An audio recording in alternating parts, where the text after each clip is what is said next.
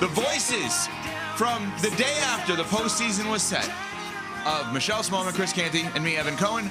Courtney Cronin in for Canty today. Yeah, we said, be careful what you wish for, Atlanta Hawks. I was angered. I did that special show with Jonathan Zaslow. Yeah. Very special. Big show. On the final day of the NBA regular season, saying, why are the Hawks tanking it to play the Knicks? Why did they not play their guys against Miami? And you know what? You got what you asked for, Atlanta Hawks. And I'm not anti-Atlanta, and I'm not pro-Knicks, but good for the Knicks kicking their butt last night. 140-89 in a closeout game. A 51-point victory, sixth largest in NBA history. The largest halftime lead in NBA history, 83-36. Good. Good. You know what, Atlanta? You could have been the 5 seed. You wanted to be the 6 seed, and the Knicks kicked your butt. Good morning, Smalls. Good morning, Courtney. Good morning. Good morning, and Evan. yes, to steal from the Philadelphia Eagles, from our friends Cam Pratt and Pat Costello. I really blended them together. That was BTA, what we saw last night. That was absolutely BTA. Good. That the Knicks handed the Atlanta Hawks 140-89. Good. Not close at all, a complete blowout. They annihilated them, and I'm with you. Good. This is what you wanted. I said in the open there, if you're going to try to cherry pick your opponent, then you better win. That's right. And not only did they lose, they lost in an embarrassing fashion last night. So I landed, as you guys can see, I'm back home today in Chicago. I landed right before halftime. So I get out of my gate at O'Hare. I'm in Terminal 2, so everything's really teeny. So as you walk by some of the bars and restaurants, you can clearly see what the TVs are playing on the inside. And I was just glancing, because I had, for whatever reason, didn't get any alerts about this game, hadn't been on Twitter. But I'm walking past a bar. It's like a Chili's 2 or whatever. And I look, and I'm like squinting. I'm like, wait a second. I like turkey sandwiches. Is that what I think it is? That's not a real score. This is not a real basketball game, let alone a playoff basketball game. Are you kidding? Mm-hmm. It was so stunning, and I remember getting in the Uber, watching the rest of the game on my phone, and hearing something that Lisa Salters said was relayed to her from Mike Bray, an assistant coach with the Atlanta Hawks at halftime, that there was something the Hawks were not doing or not able to adjust to with how the Knicks were adjusting to them defensively in Game 4 or Game 5 that broke them. That broke them and was something that they could not recover from. And for an assistant coach at halftime, or right leading into halftime, to admit that to the sideline reporter on the broadcast showed you that they were never in this from the very start of this game. I know they had a 9-5 lead. Who cares?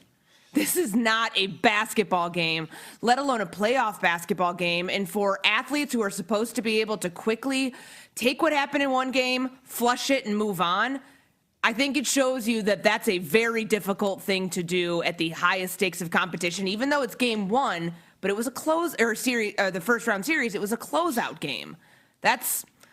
We've never seen anything like this before, and hopefully, for the sake of all of us, we never see anything like this again.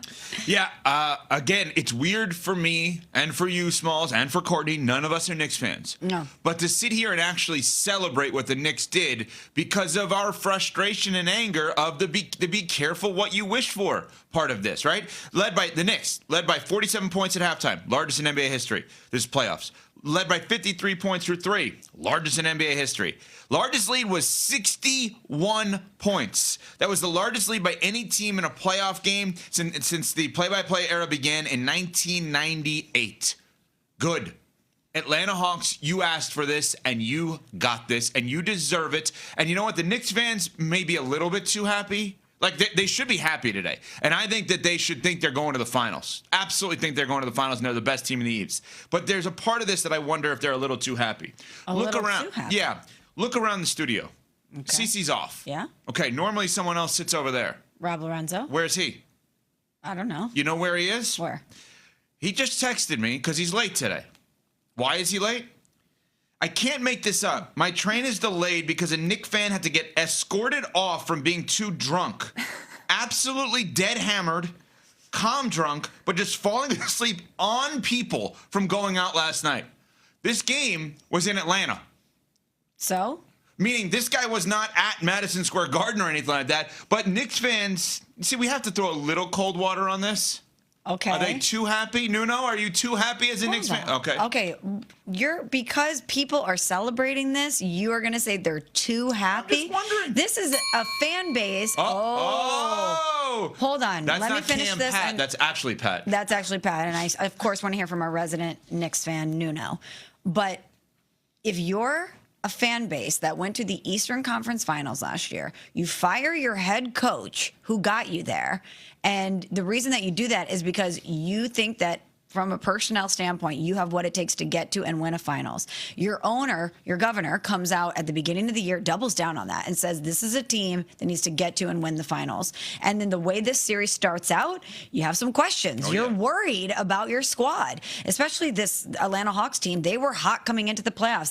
They had a bunch of newcomers. They were feeling really good about the way that their season had evolved, and they took it to the Knicks at the beginning of this series. So if you're a Knicks fan and you watch what you saw last night, you're like, this is what this team is capable of. And I'm allowing myself to go there because that's what the organization has told me. They have told me that this team is good enough to get to and win a finals. And I saw a very good example of that last night. So I'm going to defend Knicks fans. They should be really excited this morning.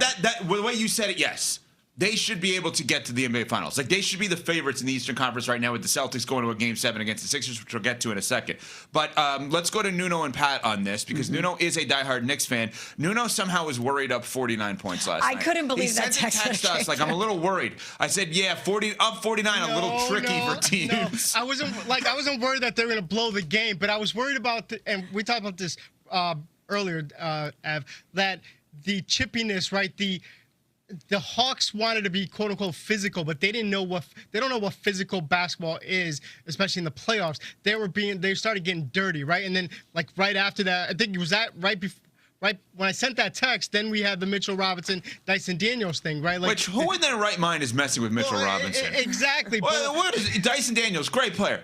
Mitchell Robinson would kick your you-know-what. Don't mess with Mitchell Robinson is a monster. This is like, he's like this, what is it, like old man, like not old man strength. I mean, but he's like an outdoorsman. He's country strong. Country strong. Thank you. Great movie. You ever seen Country Strong? Who's in it? Gwyneth Paltrow and Tim McGraw. You know, Are there cell phones in it? I'm a good girl. I happen to love that movie. It's a great movie. But go ahead. Country Strong. Yo. You know, this is where Knicks fans enjoy this, right? And this is a message to Harry Douglas, who I heard might have called out sick tonight because really?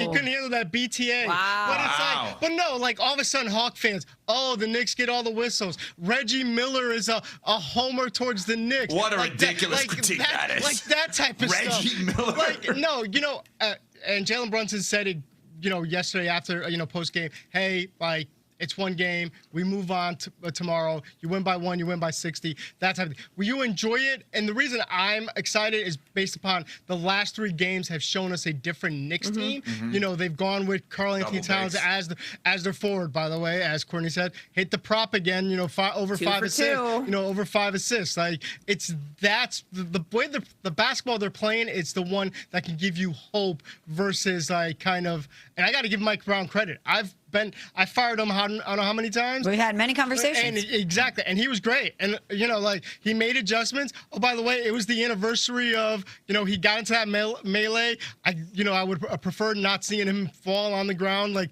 during a melee. A melee kind of brings me back to Jeff Van Gundy, which happened to be the anniversary of that yesterday. Can we relax here? What are we doing here? What's everyone doing here? What's happening? Are we hanging a banner for a first-round win against the Hawks? Pat, I'm with you on this. Like, what are we talking about here? Nuno, I agree. We're acting like we're going to throw a parade because they won a first-round matchup against a team that they should have beaten anyway. The Hawks shouldn't even have been in the series. Pat, what are we doing? Wait a it's second. the Hawks. People can't even name 3 players on the Hawks. Okay, they won like 42 games this year or something. What are we talking about? 36. Wait a minute. Me personally. Okay, we can go around the room. What are we celebrating this morning with this? I am celebrating teams may be learning in the future from the lesson of don't try to manipulate the system for a matchup if you can't guarantee you're going to win the matchup. They manipulated it because they didn't think they could win in the first round no matter what. So they were like, which one gives us maybe the best chance? And honestly, it almost worked. So I think it didn't almost work. I mean, they won 2 games, which is about all you could look for from them. Blue. I mean, come on. So what are you celebrating? You're celebrating the Knicks, Smalls? I am celebrating that potential was met and that there's excitement heading into the next round. And by that, I'm going to echo what Nuno said. The past couple games, you saw a different version of this Knicks team that you knew they were capable of in the playoffs. So I am celebrating they made the conference finals last year. Of course they're good. We knew they were good. Like, why is this a surprise? Why are we like, wow, the Knicks, what an incredible round one?